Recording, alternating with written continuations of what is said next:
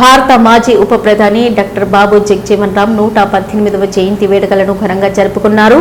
జిల్లా సాంఘిక సంక్షేమ శాఖ ఆధ్వర్యంలో కంటేశ్వర్ కమాన్ వద్ద గల పాత అంబేద్కర్ భవన్లో నిర్వహించిన జయంతి ఉత్సవాల్లో ఎమ్మెల్యే సుదర్శన్ రెడ్డి, రాకేష్ రెడ్డి, కలెక్టర్ రాజీవ్ గాంధీ హనుమంతు, రాష్ట్ర ఉర్దూ అకాడమీ చైర్మన్ తాహిర్ బిన్ వందన్, అదనపు కలెక్టర్లు అంకిత, కిరణ్ కుమార్ తదితరులు బాబు జగజీవన్ రామ్ విగ్రహానికి పూలమాలలు వేసి నివాళులర్పించారు. అనంతరం పాత అంబేద్కర్ భవన్లో నిర్వహించిన జయంతి కార్యక్రమంలో పాల్గొని బాబు జగజీవన్ రామ్ చేసిన సేవలను కొనియాడారు. ముఖ్య అతిథిగా విచ్చేసిన కలెక్టర్ మాట్లాడుతూ బాబు జగజీవన్ రామ్ ఆశయాలను ప్రజల్లోకి తీసుకెళ్లాలని, ప్రత్యేకించి యువతరం విద్యార్థుల్లో స్ఫూర్తిని పెంపొందించవలసిన అవసరం ఉందన్నారు. దేశ భవిష్యత్తు కోసం బడుగు బలహీన వర్గాల ప్రజలకు జగజీవన్ రామ్ అందించిన సేవలు ప్రతి ఒక్కరికి ఆదర్శనీయమని అన్నారు. మహనీయుల గొప్పతనాన్ని, వారు చేసిన కృషిని భావి తరాలకు తెలియజేస్తూ వారిలో స్ఫూర్తిని నింపేందుకు ప్రభుత్వం అధికారికంగా నిర్వహిస్తున్న జయంతి కార్యక్రమాలు ఎంతగానో దోహదపడతాయన్నారు. మహాత్మా గాంధీ, అంబేద్కర్, జగజీవన్ రామ్, పూలే వంటి మహనీయుల కృషి ఫలితంగానే దేశానికి స్వాతంత్రం సిద్ధించి నేడు మనమంతా గౌరవప్రదమైన స్థితిలో జీవనాలు వెళ్లదీస్తున్నామని కలెక్టర్ అన్నారు. బాబు జగజీవన్ రామ్ ఎన్నో ఉన్నత పదవులను అధిరోహించారని, తాను చేపట్టిన ప్రతి పదవికి వన్నె తెచ్చారని కొనియాడారు. ఇక మహనీయుల గురించి తెలుసుకుని వారి అడుగుజాడల్లో నడిచేందుకు ప్రయత్నించాలని పిలుపునిచ్చారు. నిరుద్యోగ యువతకు స్వయం ఉపాధి కోసం ప్రభుత్వం రాజీవ్ యువ వికాసం పథకాన్ని ప్రవేశపెట్టిందని, ఎస్సీ సంక్షేమ శాఖ ఆధ్వర్యంలో జిల్లాకు 5800 యూనిట్లు కేటాయించారని అన్నారు.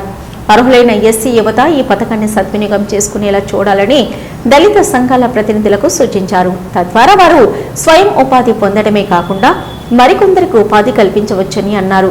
జిల్లాలో వివిధ కుల సంఘాల వారు, విద్యార్థులు ఎదుర్కొంటున్న సమస్యల పరిష్కారానికి జిల్లా యంత్రాంగం అంకిత భావంతో కృషి చేస్తుందని భరోసా కల్పించారు. ఏ సమస్య ఉన్నా, ఎలాంటి ఇబ్బందులు ఎదురైనా తమ దృష్టికి తేవాలని సూచించారు. దళిత సంఘాలు ఆత్మ గౌరవానికి ప్రతీకగా భావిస్తున్న పాత అంబేద్కర్ భవనం మరమ్మతులకు వారం రోజుల్లోనే 5 లక్షల రూపాయల నిధులు విడుదల చేస్తామని కలెక్టర్ హామీ ఇచ్చారు. అంతేకాకుండా వచ్చే సంవత్సరం జయంతి నాటికి ఈ భవనాన్ని అన్ని విధాలుగా అభివృద్ధి చేసి ఆధునీకరించేలా చర్యలు తీసుకుంటామని అన్నారు. ఎమ్మెల్యేలు సుదర్శన్ రెడ్డి, రాకేష్ రెడ్డి, ఉర్దూ అకాడమీ చైర్మన్ తాహిర్ బిన్ హమ్దాన్లు మాట్లాడుతూ దేశానికి ఎన్నో విధాలుగా సేవలందించిన మహనీయుడు బాబు జగజీవన్ రామ్ అని అన్నారు. ఆయన ఆశయ సాధన కోసం ప్రతి ఒక్కరూ కృషి చేయాలని సూచించారు. సాధారణ కుటుంబంలో జన్మించిన బాబు జగజీవన్ రామ్ బడుగు బలహీన వర్గాలు రాజ్యాంగ ఫలాలు అందిపుచ్చుకోవచ్చని, అభివృద్ధి పథంలో పయనించాలనే సంకల్పంతో అహరం శ్రమించారని అన్నారు.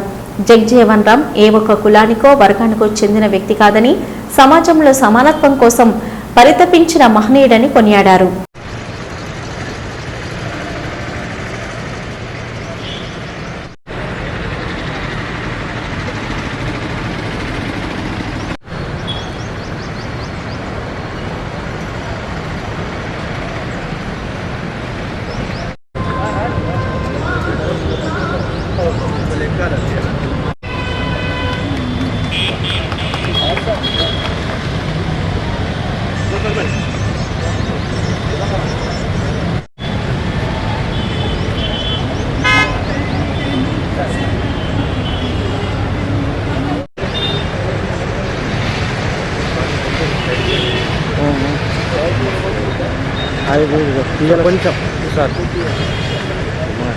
बाबू जगजीवन राम हमारा है, हमारा है, हमारा है, हमारा है। बाबू जगजीवन राम हमारा है, हमारा है, हमारा है।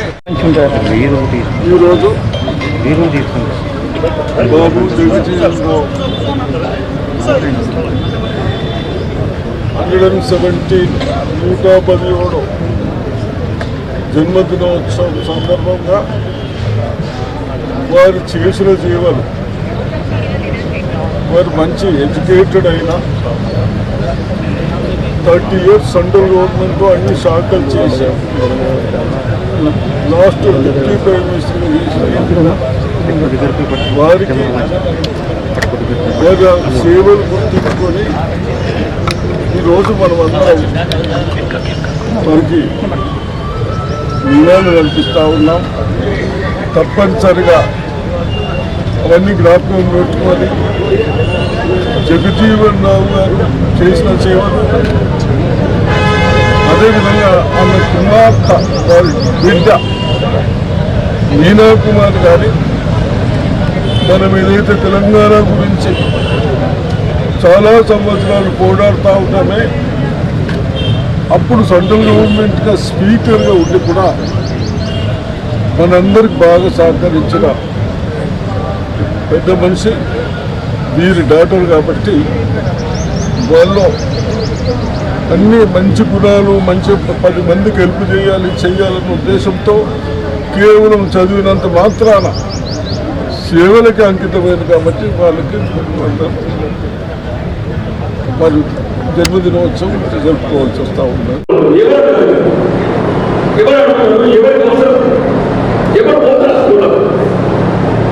అన్ని పెంచుకున్నారేమో ఎన్ని రోజులకు వాడుతున్నారు అమ్మాయి ఇంటర్ అమ్మాయిలో ఎట్లా ఆడబిడ్డ ఎక్కడ స్నానం చేయాలి? ఎవరికన్నా ఎవరు నిజంగా చెప్పండి, హాస్టల్లో గవర్నమెంట్ స్కూళ్ళలో ఓడిపోయిన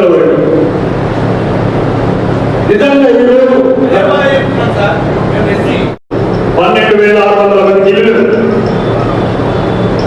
75,000 వచ్చి 7 లక్షల కోట్లు అప్పు చేసినాం, 3 లక్షల కోట్ల బడ్జెట్.